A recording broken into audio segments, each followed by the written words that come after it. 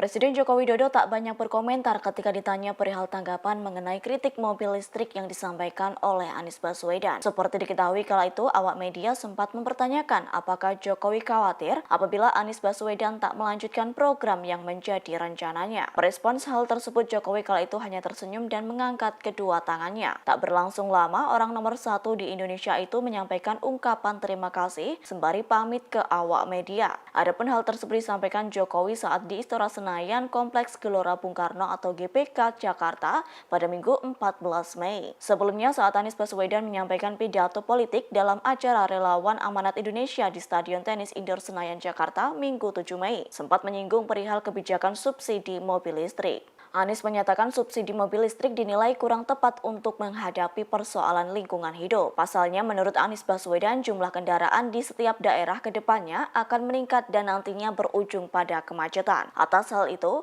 Anies menyatakan akan terjadi hal yang berbeda apabila pemerintah memberikan subsidi untuk kendaraan umum berbasis listrik. Dengan memindahkan kendaraan pribadi ke kendaraan umum berbasis listrik, maka dalam satu langkah dua urusan langsung dapat terselesaikan.